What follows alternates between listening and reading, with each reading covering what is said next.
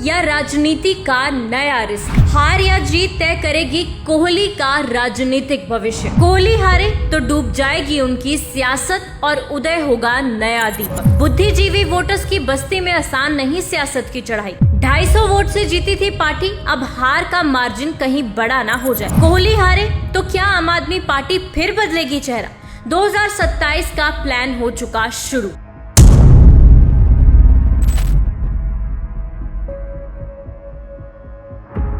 2022 में नए चेहरों पर दांव खेलकर आम आदमी पार्टी ने सत्ता में एंट्री ली थी। अब वहीं एक और नए चेहरे को जालंधर सेंट्रल में फिर से मैदान में उतारा जा रहा है, नितिन कोहली। लेकिन सवाल बड़ा है, क्या कोहली आने वाला उपचुनाव जीत पाएंगे? और अगर वो हार गए तो क्या उनका सियासी करियर शुरू होने से पहले ही खत्म हो जाएगा? और फिर पार्टी 2027 में उनके बाद किस नए चेहरे पर खेलेगी अपना दांव? इसका खुलासा करेंगे आज की खोज खबर में।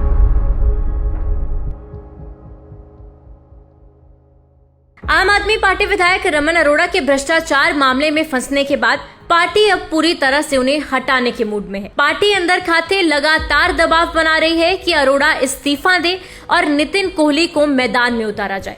नितिन कोहली अब सक्रिय हैं, लेकिन उनका भविष्य इस एक चुनाव से जुड़ गया है। जालंधर सेंट्रल हलका पंजाब के बाकी हलकों से थोड़ा अलग है। यहाँ का वोटर पढ़ा लिखा, जागरूक और बहुत सोच समझकर वोट डालने वाला होता है। यहाँ व्यापारी वर्ग, मध्यम और उच्च वर्ग का वर्चस्व है, जबकि निम्न वर्ग के वोटर बहुत कम हैं। ऐसे में कोई भी दल यहाँ सिर्फ भावनाओं या लहरों के भरोसे चुनाव नहीं जीत सकता।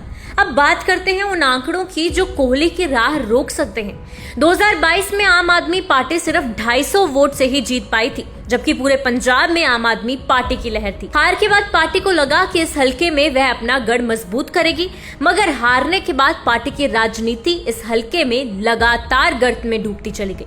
उसके बाद हुए लोकसभा उपचुनाव में आम आदमी पार्टी तीसरे नंबर पर रही। फिर 2024 लोकसभा चुनाव में आम आदमी पार्टी को सेंट्रल हलके में सबसे कम वोट मिले और कुछ ही समय पहले हुए नगर निगम चुनावों में भी सिर्फ 9 पार्षद ही आम आदमी पार्टी के जीत पाए 23 में से। इन सभी आंकड़ों से साफ है कि आम आदमी पार्टी की पकड़ इस हलके में बेहद कमजोर हो चुकी है। और अगर इसी कमजोर पकड़ के साथ नितिन कोहली चुनाव मैदान में उतरते हैं तो ये चुनाव उनके लिए आसान नहीं बल्कि बहुत मुश्किल भरा हो सकता है।